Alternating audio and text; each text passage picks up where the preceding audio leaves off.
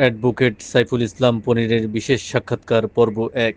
জেলা পরিষদ সদস্য ও বিএনপির সাধারণ সম্পাদকের দৌড়ে যার নাম জোরালো, তারেক রহমানের রেইনবো নেশনকে বিশ্বাস করে দীপেন দেওয়ানকে সাথে নিয়ে পাহাড়ে সকল সম্প্রদায়ের আস্থা অর্জন করতে চাই। পাহাড়ের রাজনীতিতে পনিরের সুস্পষ্ট বার্তা: আস্থা, ঐক্য ও উন্নয়ন।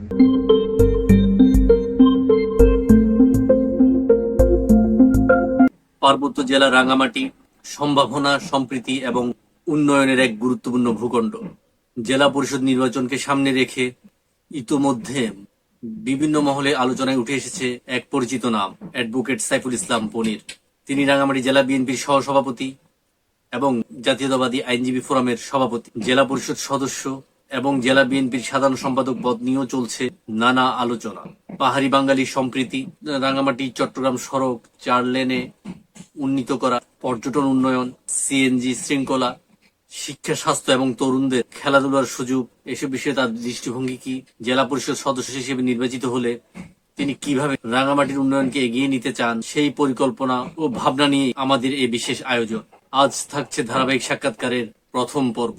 রাঙ্গামাটি জেলা বিএনপির সহসভাপতি এবং জাতীয়তাবাদী আইনজীবী ফোরামের সভাপতি হিসেবে আপনার রাজনৈতিক পথ চলা কেমন ছিল? ধন্যবাদ। দীর্ঘ প্রায় ৪২ বছরের রাজনৈতিক জীবন। ৪২ বছরের রাজনৈতিক জীবনে সকল সময় দলের নেতা কর্মীদের সাথে তাদের বিপদে আপদে, তাদের দুঃখ দুর্দশায় সবসময় পাশে থেকে দলের জন্য কাজ করেছি। সংগঠনকে গতিশীল করা, সংগঠনকে সুশৃঙ্খল এবং সংগঠিত করার জন্য পরিশ্রম করে গেছি এবং এই নিঃস্বার্থ পরিশ্রমের ফলশ্রুতিতে আজকে রাঙ্গামাটিতে একটি বিএনপি একটি সুশৃঙ্খল সংগঠন হিসেবে দাঁড়িয়ে আছে। আপনি জানেন, আমি একসময় জেলা ছাত্র দলের সভাপতি হিসেবে দায়িত্ব পালন করেছি, জেলা যুব দলের সভাপতি হিসেবে দায়িত্ব পালন করেছি, পরবর্তীতে বিএনপির দুইবারের সাংগঠনিক সম্পাদক হিসেবে দায়িত্ব পালন করেছি।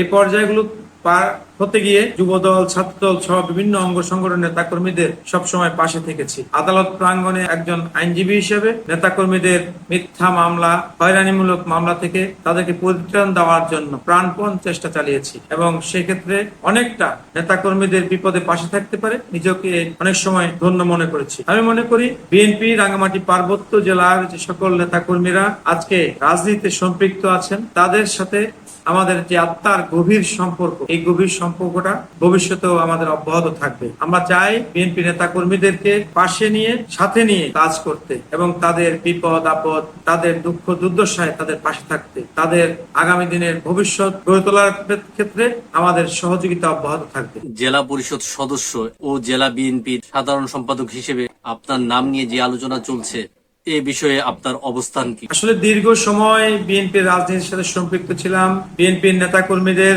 সাথে থেকেছি এবং তাদের অনেক বিপদ আপদে আমরা ঝাঁপিয়ে পড়েছি। ঠিক তেমনি ভাবে আমাদের দুঃখ দুর্দশা, আমাদের বিপদ আপদেও নেতা কর্মীরা সব সময় আমাদের পাশে ছিলেন। বিভিন্ন আন্দোলন সংগ্রামে, অতীত আন্দোলন সংগ্রামে যখন হয়রানি করা হচ্ছিল, তখনও এই নেতা কর্মীরাই আমাদেরকে এই ফ্যাসিস্ট সরকারের পুলিশ বাহিনীর নিকট থেকে আমাদেরকে রক্ষা করেছে। তা এই জন্য আমরা বিএনপির যে সকল নেতা কর্মী বা রাঙ্গামাটি বাসী, তাদের প্রতি যেমন কৃতজ্ঞ, ঠিক তেমনি ভাবে বিপদে আপদে তাদের সমস্যার সমাধানের ক্ষেত্রেও আমরা প্রতিশ্রুতিবদ্ধ। সেই কারণে আমাদেরকে ভালোবাসে, দলের কর্মীদের জন্য কাজ করার কারণে দলের অনেক কর্মীরা আমাদেরকে ভালোবাসে আর তারা প্রত্যাশা করে আমরা একটা ভালো জায়গায় অবস্থান করি, তাদের জন্য আমরা কিছু কাজ করার সুযোগ পাই। সেই প্রত্যাশা থেকে হয়তোবা তারা আমাদের নামটা নিয়ে আলোচনা করছেন, এর বেশি কিছু নয়। তবে আমি মনে করি যে দলের জন্য যেহেতু দীর্ঘ সময় কাজ করেছি, এই রাঙ্গামাটি বাসীর জন্য কাজ করেছি, সেহেতু নিঃস্বার্থভাবে যে কাজ আমরা করেছি, সেই হিসেবে আমরাও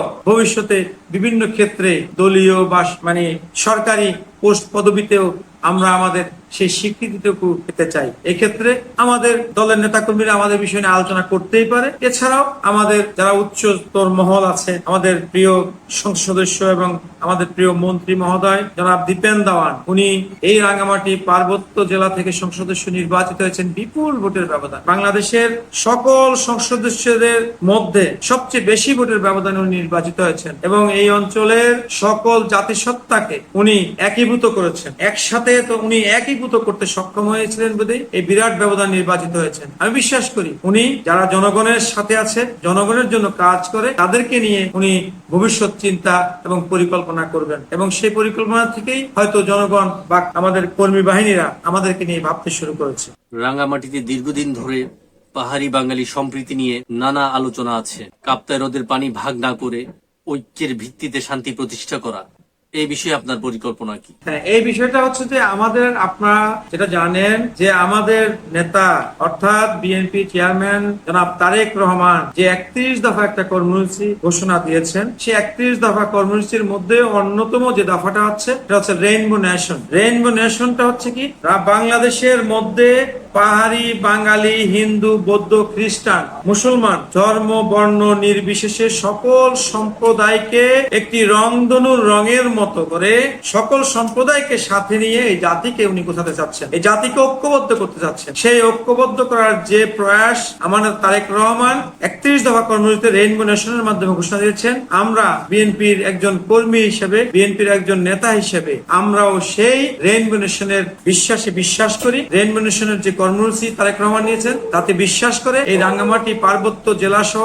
3 পার্বত্য জেলায় পাহাড়ি বাঙালি এবং সমতল অসমতলের সকল সম্প্রদায়ের সকলকে নিয়ে আমরা ঐক্যবদ্ধভাবে এই রাঙ্গামাটিতে একটি শান্তিপূর্ণভাবে বসবাস করার জন্য বাসযোগ্য ভূমি হিসেবে এই রাঙ্গামাটিকে সৃষ্টি করতে চাই। এই প্রত্যাশাটা যেমন আমরা বিশ্বাস করি, ঠিক তেমনি ভাবে আমাদের রাঙ্গামাটি জেলার 299 আসনের সাংসদ জনাব দীপেন দেওয়ান এবং মাননীয় মন্ত্রী জনাব দীপেন দেওয়ান সাহেব এই বিষয়টাকে বিশ্বাস করেন, এবং আমি মনে করি আমাদের এই বিশ্বাসের মধ্যে কোনো ঘাটতি নেই, এবং আমাদের এই ঘাটতি যদি না থাকে তাহলে আগামী দিনে আমরা যে কোনো ধরনের সাম্প্রদায়িক উস্কানিকে আমরা মোকাবেলা করে শান্তি শৃঙ্খলা বজায় রেখে পাহাড়ি বাঙালি নির্বিশেষে আমরা এই রাঙ্গামাটি বাসীকে শান্তিপূর্ণ একটি অবস্থান নিশ্চিত করতে পারবো। প্রিয় দর্শক, রাঙ্গামাটি জেলা বিএনপির সহসভাপতি এবং জাতীয়তাবাদী আইনজীবী ফোরামের সভাপতি অ্যাডভোকেট সাইফুল ইসলাম পনিরকে নিয়ে আজ 15 মার্চ 2026 খ্রিস্টাব্দ ছিল সাপ্তাহিক পার্বত্য কণ্ঠের বিশেষ সাক্ষাৎকারের প্রথম পর্ব। আগামী পর্বে থাকবে রাঙ্গামাটি চট্টগ্রাম সড়ককে 4 লেনে উন্নীত করতে ফায়ার সার্ভিসের স্পেশাল ঘাঁটি স্থাপনের পরিকল্পনা ও প্রান্তিক পাহাড়ি গ্রাম পর্যন্ত কিভাবে বিদ্যুৎ সুবিধা পৌঁছানো যায় সে নিয়ে ব্যাপক আলোচনা। পরের পর্বের জন্য অপেক্ষা করার সবিশেষ অনুরোধ রইল। আপনাদের কাছ থেকে বিদায় নিচ্ছি আমি আশিকুর রেহান ভূঁইয়া, সম্পাদক, সাপ্তাহিক পার্বত্য কণ্ঠ।